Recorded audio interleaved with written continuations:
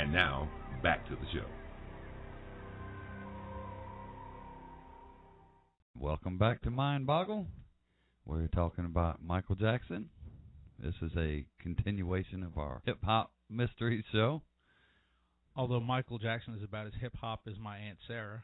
Run DMC, we're talking about how in the early days MTV weren't playing any videos by African-American artists, except they were playing Michael Jackson. And Run DMC was saying they were showing Michael Jackson, and we wanted to be the opposite of Michael Jackson because we wanted to be real, and Michael Jackson was the last real thing there was. And what they meant was the least real thing there was, that he was all artifice and glitz and glamour, and they were totally street, and they didn't want to be anything like him. So, sorry, Michael. They'd have made more money if they were like him. Oh, that's true. And the other thing is that the early days of hip hop, if you watch any of the videos, there was definitely a lot of glamour. We're coming out of the late 70s there, and you see the Africa Bombata videos. You see these guys with the Indian headdresses and all kinds of things going on. It was definitely a very flashy thing, and that's one of the things that Run DMC was trying to get away from, all of that flash and stuff. But like I was saying earlier, I had Kiss posters on my wall, so I love the Flash, man. That's great. I'm all about Flash. That's fun. I had Farrah. Farrah, yeah. So who had longer hair? Anyway, it doesn't matter. Here's what really set Michael wrong, I think, in the public eye. I'm saying from my own perspective, back in 83, 84, he was on top of the world. He had Thriller, all that kind of stuff. He was at some awards ceremony with Brooke Shields, who I assumed was his girlfriend, and he comes out with the comment, "I'm a virgin." What? You've been a rock star since you're 5 years old? You're going after Brooke Shields, and you're a what? I think that was the beginning where people started to say there's really something wrong with this dude. Up until that point, he was golden. He was a great entertainer. Nobody thought anything weird of him. But when he made that comment, that makes you think, wait a second, you've been having opportunities since you were 5, and you've never done anything? Not when you were 15? Not when you were 17? That's weird. There's a real problem going on. There's something about you that's off, Yeah. Okay, so that's fine. That just made him a little bit weird. Here's where it goes. Here's where I think he really started messing up. Long about the time of, I think it was Bad, he started doing all these videos where he was constantly grabbing himself. Yep. So then you have this dichotomy between, okay, maybe he's a virgin. Some people just aren't interested in the sex act. They're asexual. They're just not interested in doing it. It's not something to them. It's like me with grape bubble gum. Don't want anything to do with it, But then when you're grabbing yourself and you're doing the video like where he's stalking the girl and the way you make me feel, and he's stalking the girl and grabbing stuff and all this, it's like, okay, so it seems like he's interested in sex, but he didn't want to touch Brooke Shields. Wonder what he's really looking for. And I think that's kind of when someone makes the allegation that he's doing something perverted, that people start saying, hey, maybe there is something to that, because obviously this guy has a major malfunction going on. Whereas had he let everybody assume that he was with Brooke Shields in that way and that he was just a regular guy, then when these accusations come out, then we would have said, oh, no, not Michael. He wouldn't do that. He's just a regular dude. He was out with Brooke Shields. He doesn't care about no kids. But, you kind of put yourself in these situations. And then the other thing that happened with Michael is that after the first accusation, he didn't do anything to insulate or protect himself from those situations, No, he didn't. He could have put little nanny cams all over his own house and made tapes of everything that went on and kept them just for himself, and the next time the accusation came out, he could say, oh, what did they say happened? Oh, on January 3rd? Let's go to the tape. And he shows the tape of the kids there January 3rd, and they're playing Monopoly, not Naked Twister, and then you've cleared yourself. But he didn't do that, so that's one of the other things. Another thing I question, the people are trying to sue him because of what he allegedly did with their kids. And even though you're not a violent person, if somebody tried to do that with your kid, would they be walking around today?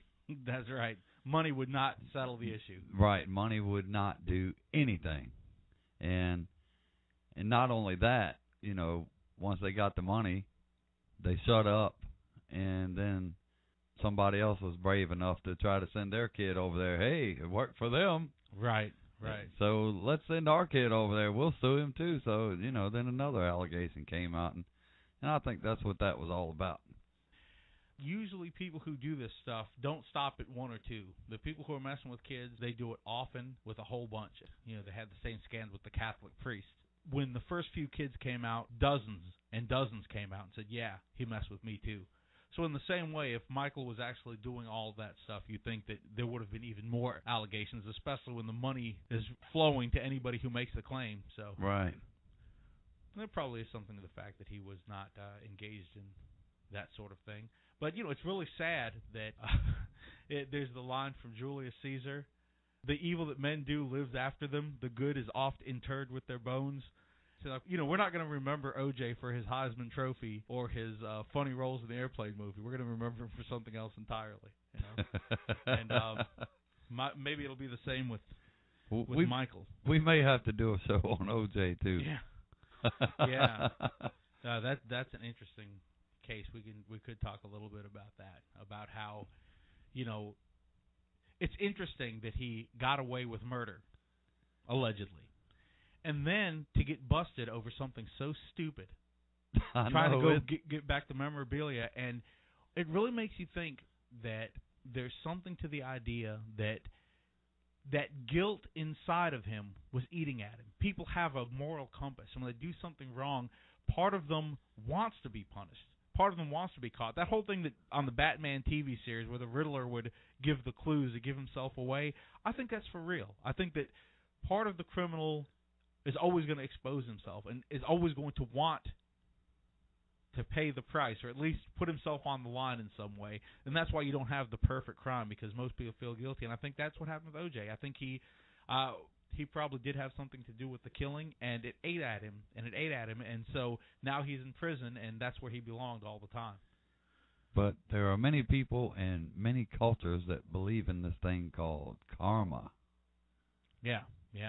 And I think that karma definitely could be tied in with what I just said. It's karma can be a force that's acting upon you from outside, the universe or God, or the wheel of life acting upon you, or it could be something within you. The Eastern cultures talk about reincarnation. The Western tradition talks about being born again. We can think of both of those things as being something that we go through in this body, in this flesh, every day. And you can keep living the same life over and over again. A lot of people do. We talk about drug addicts. Every day is just like the day before, and there's no change. Every day is a new rebirth into that exact same life, because you can't break that cycle. But if you somehow transcend it with the help of God, perhaps, you can be born again. You can be reincarnated. You can become a new creature. You're no longer that person doing dirty things in the alley to get money for crack. You're now a regular, fully functioning member of society. So there's a thought. Yeah. One thing I wanted to say about Michael that was really an issue, getting back to that whole thing about messing with the kids and stuff like that. In the interviews, they're asking him, did you do anything with the kids? No, I would never do that. I would never do anything like that. And they say, okay, and how about the plastic surgery? Oh, no, all I did is have my nose worked on. Twice. And you're looking at the guy. And you're like, dude, that was like your first week of plastic surgery was your nose twice. And then you had a million other things done.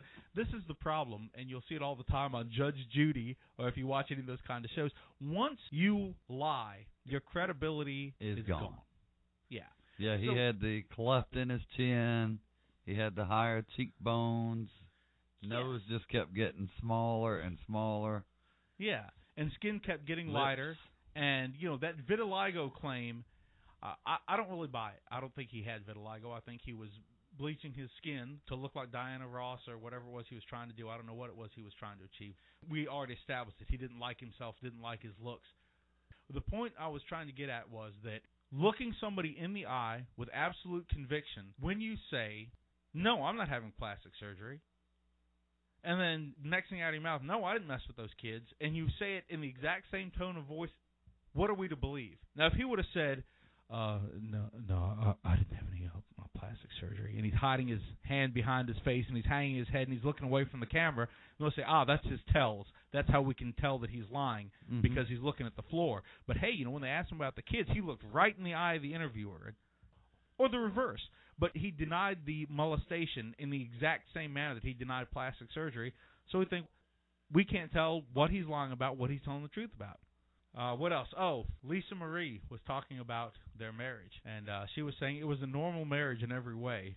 Now, considering she grew up at Graceland, I'm not sure if her definition of normal is the same as yours and mine. I guess after living with Elvis, then it probably was very normal. He shot at the TV when he didn't like the programs, and had an ostrich in the backyard. It was great, just like any normal person. But one thing she said was that voice that Michael did in every interview, she said Michael never talked like that. She said if he wasn't doing an interview, he was sounding just like Rick and I are talking right now. That whole little, oh, yes, I love you too. You're the most wonderful people around. That was all a big put on. That's not how he talked, except when he was trying to talk to the fans. His whole thing was artifice. His voice wasn't real. His face wasn't real. What he said to the public wasn't real. I understand that he's an entertainer, and that's part of what he's supposed to do is put on the public persona. But again, when it comes to people believing what you have to say, and you're just this mask. I guess they call that reinventing yourself. Prince did that with every album. He changed his hair, had different looks. I mean, he didn't go through plastic surgery or anything like that, but he did make himself look different, and he wore different types of attire, and his music would change with every album. Yeah, it's a good way to stay relevant. Or you can go the other route, like the Ramones or Motorhead or AC/DC, just put out the same album for 20 years. I'm glad Prince didn't do that. Yeah, and I'm not putting it down because I think both are cool. I like the bands that do something different on every album. I like the bands that stay true to what they're doing from beginning to end without variation. There's all kinds of good stuff to listen to and to enjoy. Another thing I wanted to mention, that at the beginning of this thing, you were talking about Michael Jackson and the Osmonds. And everybody knows Michael Jackson, and the Osmonds, they're kind of looked askance at, almost like a novelty act, a Sonny and Cher kind of thing. But the Osmonds, for those who don't know, number one, if you listen to something like One Bad Apple, Donny Osmond was definitely singing in that same tone of voice as Michael Jackson was at the time. Yes, he was. You can barely tell them apart. The other thing is that the Osmonds had tons and tons of hits.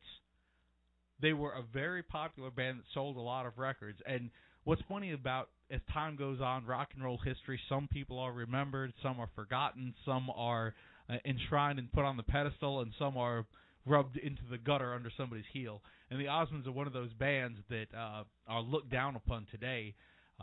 Or if they're remembered at all. But, back in the early 70s, they were a very popular act with a lot of hits. So I figured that's something worth mentioning, a little bit of trivia, a little bit of history for people who don't know about the past, that listen to One Bad Apple and listen to ABC or any of the Michael Jackson, Jackson 5 hits, and you'll see that there's a direct correlation. Yeah, actually, you should go on YouTube and check out some Donny Osmond stuff. The guy is an amazing singer. I know his reputation was ruined a little bit from the Donny and Marie show.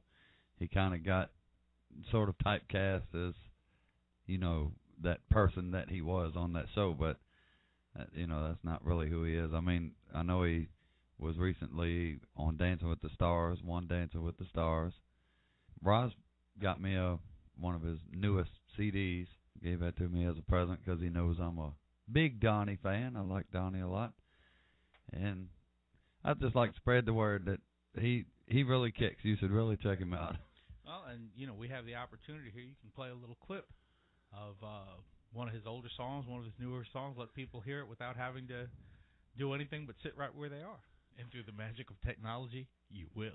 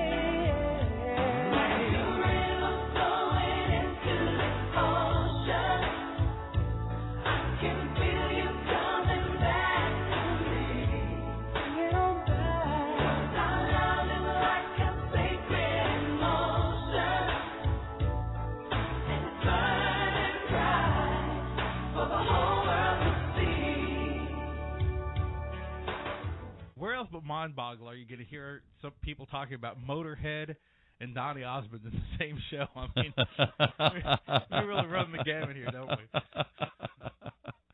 And Kiss and Prince and Elvis all in the same show. That's right. We're getting close to that time. We're going to take another short break, and we'll be back to close this thing out. So stick around. We'll be right back. Are you looking for royalty-free music for film, TV, or a radio show? Get the music you need without having to pay royalty fees. Pay just one flat fee for unlimited use. Contact Hero Studios at 804-490-7800 for pricing. Hero Studios has some of the top creative minds in the industry. Call today at 804-490-7800 or email us at herostudios@comcast.net.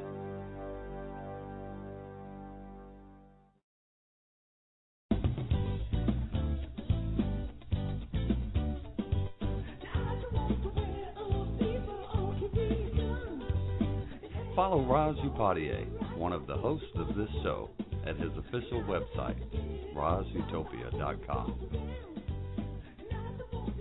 Watch videos, listen to music, read lyrics to his songs, and get inside his creative mind with his daily thoughts. If you enjoy listening to Raj on Mindboggle, you will love his site. Visit rajutopia.com today and every day. You will truly become a fan.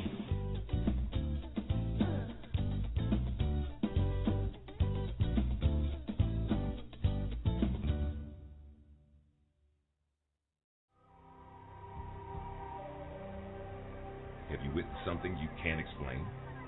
Something that did not make any sense or defy the laws of science? Email us at mindboggleshow@gmail.com.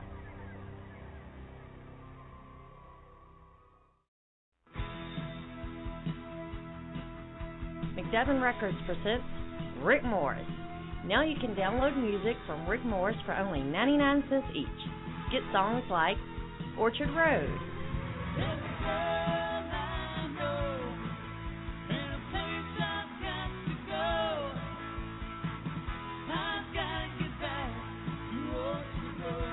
Should've Slept with the Lights On, Give Your Love, I Want a Girl, and much more, including my personal favorite, Everything a Man Could Want.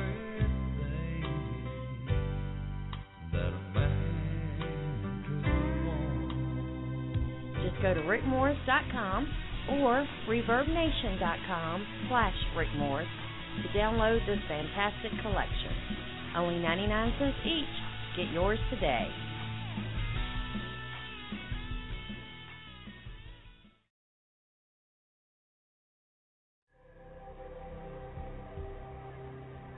And now, back to the show.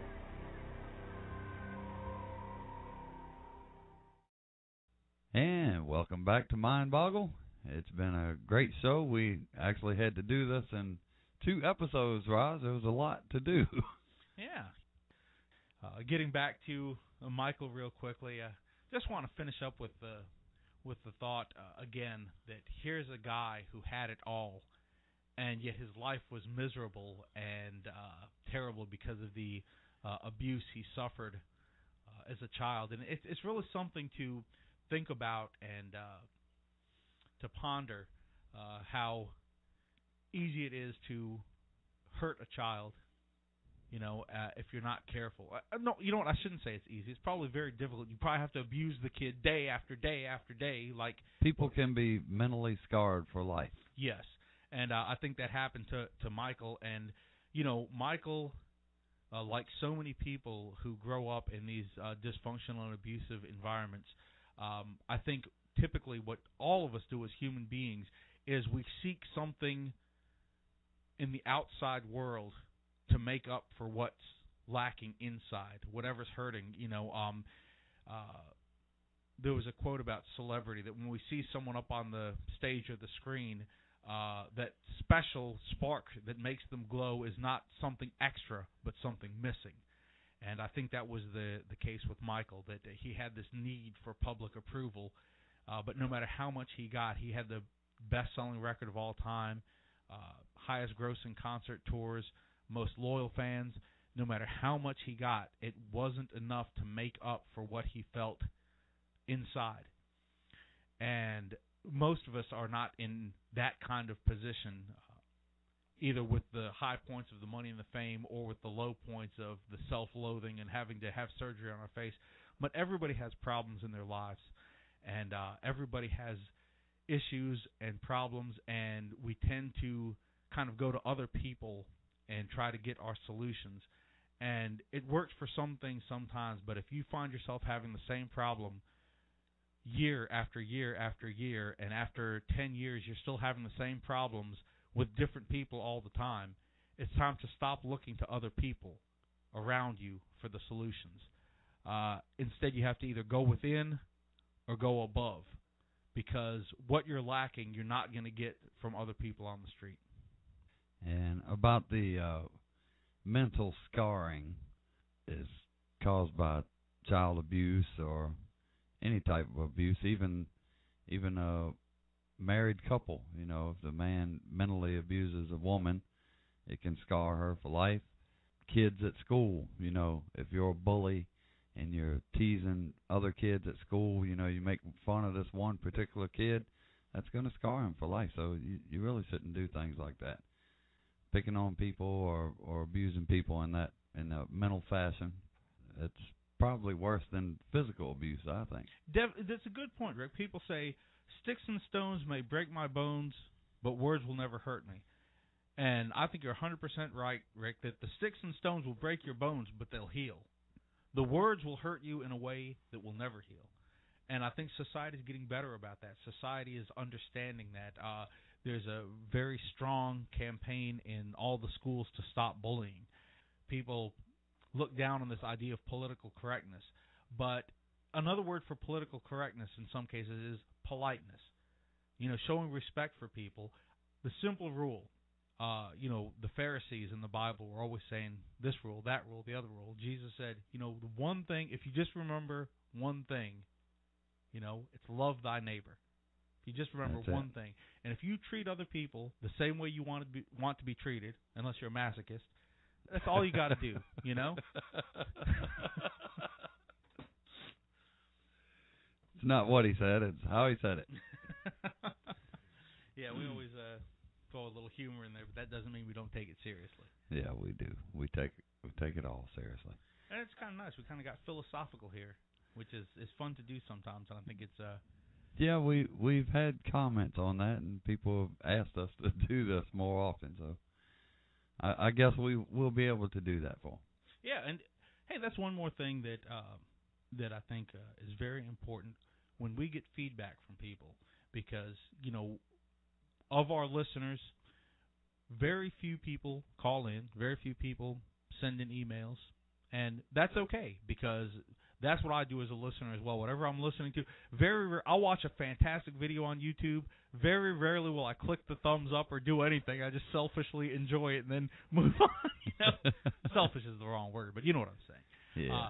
So it's really nice when people do give us feedback, whether it's positive or negative. It's really great because we hear what people are listening for. And when someone sends an email and says, hey, I like when you guys did X, Y, and Z, then we remember that and we say, hey, this person is probably representing more than just himself with that comment. There are probably others who like it, so we should do more of that. And someone sends in a comment and says, hey, I really don't like how you do ABC, then we say, hey, you know what, maybe that's something we need to look into. And don't worry, we're not mindless puppets that whatever you're going to say, we're going to just do it blindly. We don't have to worry about that. We're always looking for feedback, though. And, you know, I had a friend talking to me the other day about the show, a regular listener and a good buddy of mine. He was saying, hey, you know, one thing that you guys did on the earliest shows that you haven't done recently is this and that. And I'm like, wow, you're right. We need to do that again. And so we started doing it again.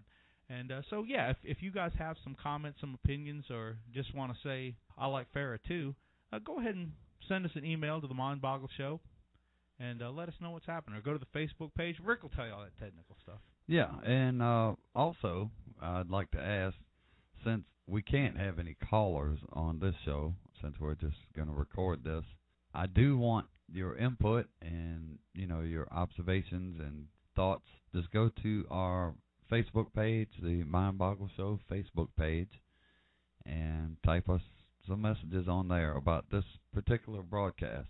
Let us know what you think. And also go to the mindboggleshow.com, sign our guest book on there, and let us know you were looking at our stuff.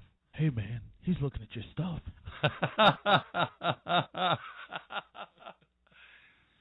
Oh, well, we couldn't get out of here without one of those, I guess. Right, you can send in the comment, your show's pretty good, but your stupid jokes are really annoying. Can you stop?